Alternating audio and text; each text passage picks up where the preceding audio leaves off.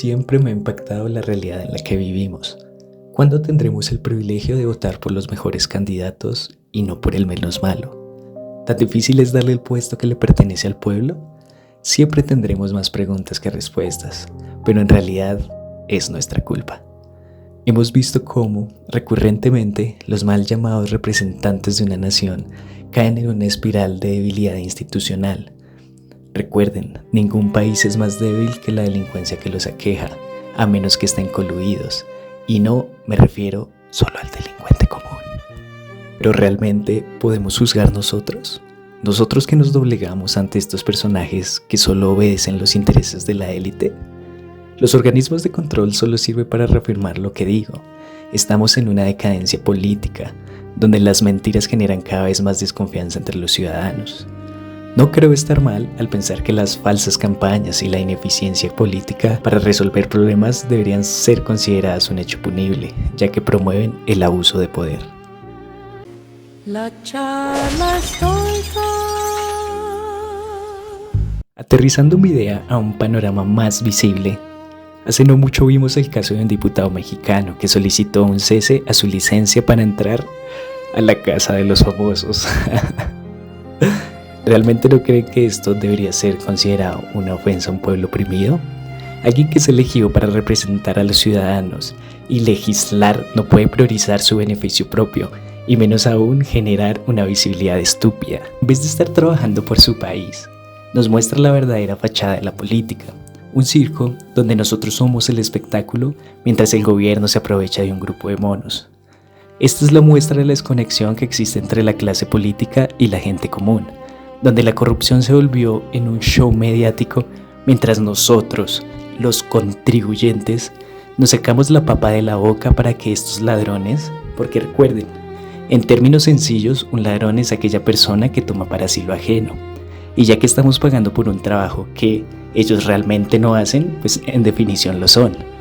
Viven como reyes y se burlan de nosotros de manera tan descarada.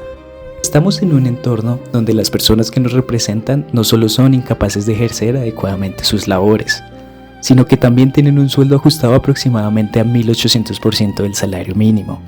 Si nos regimos por los números que tenemos en Colombia actualmente. ¿Acaso no es absurdo que un grupo de personas altamente incompetentes ganen 18 veces el salario de un obrero, un docente o un auxiliar de enfermería? Personas que sí aportan activamente a la comunidad.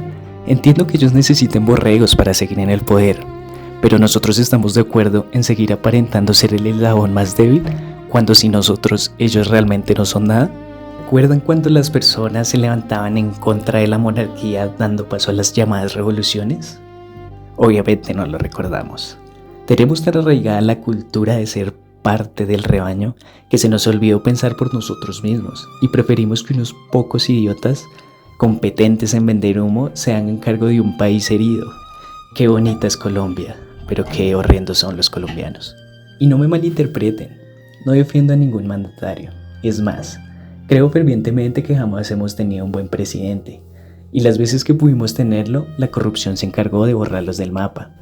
Esta democracia fatigada no solo demuestra nuestra vulnerabilidad externa, sino muestra nuestras debilidades internas. ¿Colombia podría llegar a ser un país de primer mundo? En teoría sí.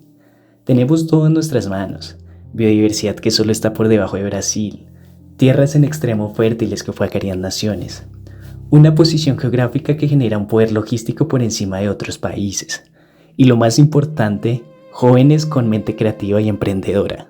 Entonces yo me pregunto, ¿cuál es la fucking excusa?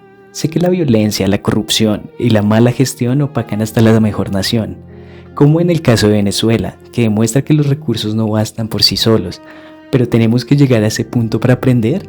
Solo un tonto aprende de sus propios errores, cuando hay un mar de ejemplos a nuestro alrededor.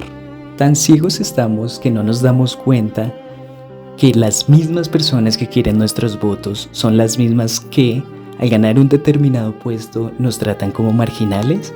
¿Desde cuándo la minoría se impone ante la mayoría?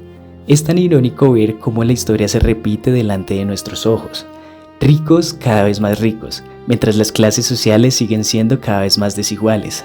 Estaría menos decepcionado si cada quien velara por sus intereses. Pero ni a eso llegamos.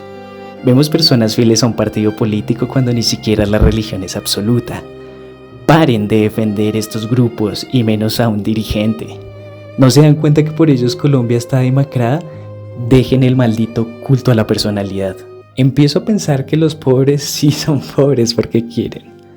Porque para llenar nuestros bolsillos, primero debemos llenar nuestras cabezas. Pero en nuestra materia gris solo se encuentra un campo de concentración donde aceptamos la idea de que, por estar vivos, estamos bien. Desprecio a la gente que en tiempos de crisis mantiene su neutralidad y la utiliza como escudo. Por eso intento, tal vez en vano, abrir los ojos de algunas personas con pensamientos que la mayoría tenemos, pero que solo un puñado expresamos. Consideremos que el poder es peligroso, atrae a las peores personas y corrompe a los mejores. Por eso creo que solo aquel que está dispuesto a rebajarse ante él es el que podrá liberarnos de esta falsa libertad. Estoy empezando a creer que ser demasiado consciente es una enfermedad de la cual estoy padeciendo. Sin más que agregar, los odio y los quiero.